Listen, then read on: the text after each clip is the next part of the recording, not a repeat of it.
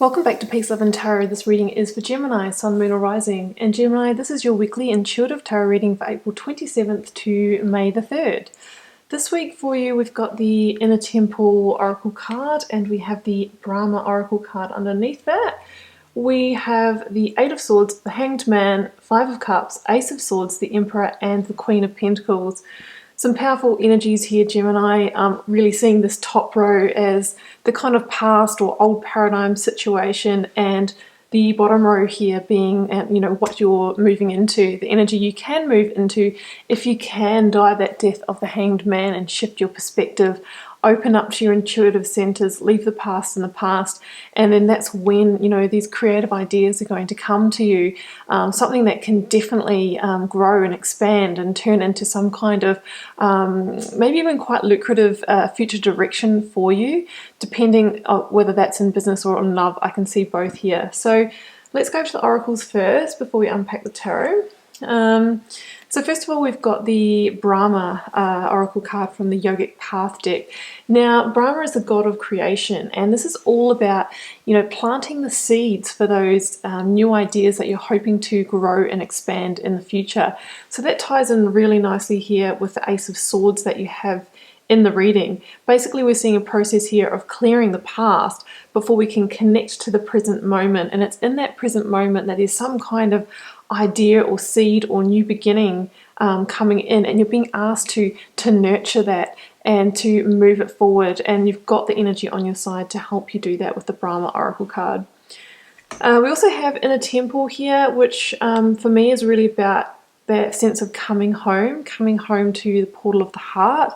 Ties in for me with the Eight of Swords here, how we see somebody who's quite shut down on their intuitive centers. So really one of the keys for you in order to opening up this kind of creative energy we see at the bottom is to come back to those intuitive centers, to feel into them, to come back into the body. And the heart actually has, I think it's 50 times more electrical energy than the brain. It really is a brain center in itself. And I feel that a lot of us are coming back into that portal of the heart, to that inner compass, to that true north, because of the time and space that a lot of us have on our hands right now without the distractions. It's when we're in the stillness that we can really tune into the portal of the heart. So I'm going to read the first bit of that out for you, although I think I've probably covered a lot of it there. Okay, Inner Temple, devotion, tune into the portal of your heart. You're being called to be a devoted student and tune into your heart, to incorporate true devotion into your life. You could be called to develop a regular meditation, journaling or chanting practice, or to show up to your soul with rhythm, to develop a daily practice where you fill up your well and spend time with your soul.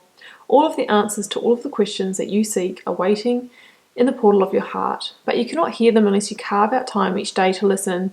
Your soul is yearning for a deeper relationship with you, and so the more time you spend with it and show up, the more clearly it will guide you. Absolutely. And I mean, definitely tuning into those intuitive centers is not helped by connecting with past energies or remaining sort of in that sense of maybe dwelling on situations that haven't worked out in your life and that kind of thing.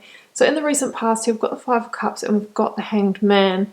So the Five of Cups shows somebody who is lamenting the past, or maybe focusing on the disappointments, things that might make you sad, what hasn't gone right for you in your life, or the relationships that haven't panned out, the missed job opportunities, or things that you feel you might not have succeeded at. However, by staying connected to that energy, we really do put ourselves in a position where we can miss opportunities that are right underneath our nose. That's, this person here is staring at the spilt cups, yet there's two beautiful new, opportunities behind this person, but they can't see them because they're still connecting with the past. And that's absolutely you would not be able to kind of sense these new things like the Ace of Swords coming in, or new beginnings, if we're still attached to that past energy. So that's what the Five of Cups is all about, and it's that kind of feeling of connecting with the past that can hold you in a sense of darkness or negativity, or there's also a sense of kind of depression about this card. Now, you'll notice here there's a bridge to a sanctuary and some water running through the scene. Now, water in tarot is our is our emotions. And you can see here that there is a bridge over those troubled waters, over those emotions, back to the sanctuary, which I see as being that inner temple, the portal of the heart. So we want to come back to the feelings in our body rather than, dwelling on the emotional aspect of what we've lost. And 5 is the number of change, and it's also the number of conflict in tarot. So when I see 5s, I'm always thinking to myself, well, in order to transmute or to transition from this inner conflict, we need to make changes. And those changes that we need to make can be taking on a whole new perspective, a whole new vantage point or viewpoint, and that's the Hanged Man energy. The Hanged Man is suspended from this tree of knowledge, suspended in the space to gather the information, the insight, the enlightenment needed in order to carry forward in a new direction. So that's what I'm seeing, is that, maybe you need to do some reflecting or taking some time to really consider things from different perspectives. Maybe instead of looking at these as disappointments and lost opportunities, seeing them as the lessons, the lessons that you won't repeat now, what has brought you to the current moment, what has shaped you and made you who you are. And now that you can move forward with those lessons learned into a whole new chapter. The Hanged Man, they also talk about dying the death of the Hanged Man, which can be, really letting go of the past through that kind of grief process. Some of you might feel, all those kind of feelings of, denial and sadness and depression and anger and all of that. But, in time we get to a place of acceptance, and acceptance really is the key to moving forward. So we really just need to surrender, see things from a different perspective. Some of you might need to see things from another person's perspective. If this kind of like past energy relates to a relationship, maybe seeing things from the other partner's perspective, even if you felt, let down or betrayed by them. Some of you might have been, let down in a work situation. Some of you might have, lost your job.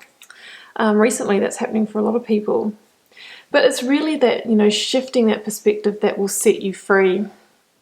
Here in the Eight of Swords, we see somebody who is bound around all those intuitive centers, the third eye, the heart, and the gut. And it's because of that, that causes like a blinding. This person can't see and can't feel, can't tune into the intuition. And that is why they're not seeing that there's actually a clear path out of this. There's a clear path forward. But because there was a sense of being blinded by the past, you weren't able to move forward on that new path. So it's really about connecting back into that inner temple, the portal of the heart, reconnecting with your intuition, seeing things from a different perspective, and then you're going to see the pathways that are opening up to you, or maybe the pathways that were always there for you, but you just didn't see them in order to be able to walk them.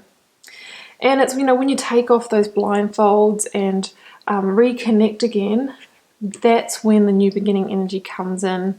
We have the Ace of Swords here. Now, the Ace of Swords can be a breakthrough of some description, can be a new idea or some kind of, mental clarity that goes well with the Hanged Man here. It can be the seeds of a new idea that's going to grow into something quite prosperous. It also has a sense of coming back into power and victory. So it can be a new beginning in lots of different aspects. But with the aces, this is the first card in the suit of swords.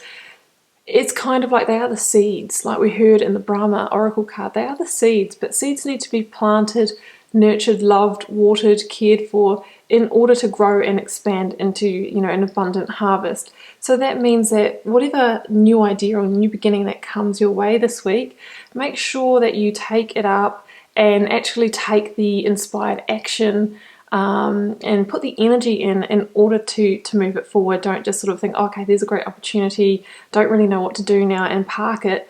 If it's someone you meet that you're attracted to, then say hello, engage with them.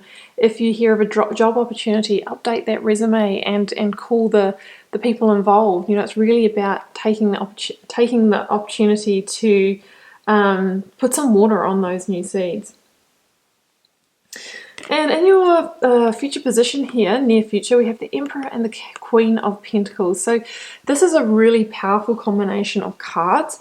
There is a really strong entrepreneurial type of energy here, so it is possible that whatever this new beginning is that's coming in, it could be on the work front, or also can stand for really strongly propelling your life forward in a much more stable, way, in a stable direction. The Emperor, it can also relate to love in the fact that, the Emperor can represent a husband, or an older mentor. It can be a husband, a committed partner, but it also can be, a boss or mentor sort of figure as well. And these cards together, really speak of commitment.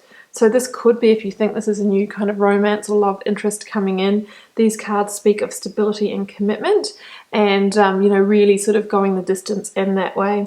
But it can also be a metaphor for moving your life forward in a strategic yet stable direction, because the Emperor, he makes decisions to control his empire. He doesn't let the world shape him.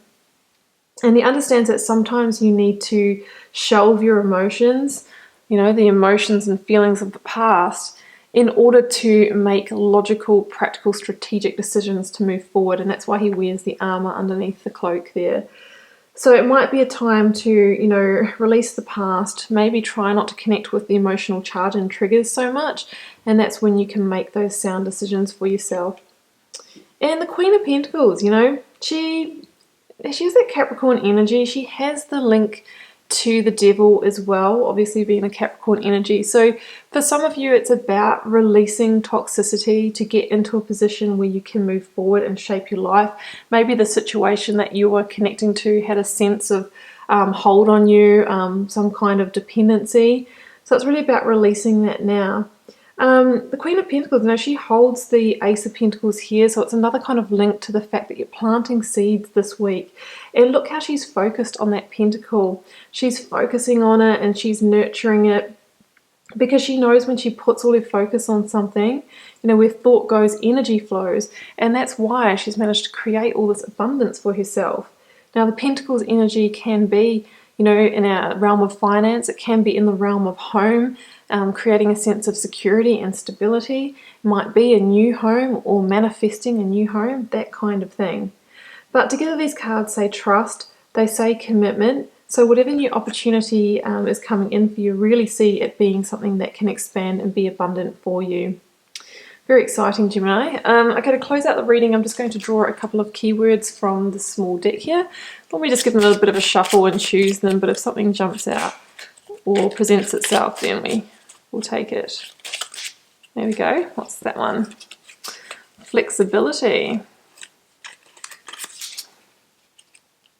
Okay, let's get one more. What's that one?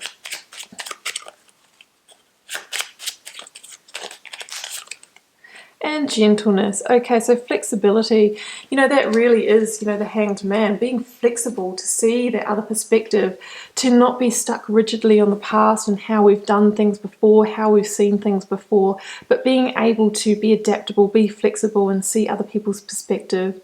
And gentleness, be gentle on yourself if you're going through this transition. Tuning into the inner temple of the heart, the inner portal, is about softening, being gentle with yourself. And even though you might be called to step into Emperor energy, which is a little bit more, shelving of the emotions, not forgetting that kind of self-care aspect. And the Queen of Pentacles, she really is about that gentle energy. Although she's focused and earthy, she is also very nurturing and compassionate and uses that gentle energy as her inner strength. So Gemini, I hope you enjoyed the reading. Do keep in mind it's a general reading, so it won't be for every one of you. Feel free to leave me a comment, because I always love to know how it's playing out in your daily life, and I'll see you back here next week for another reading.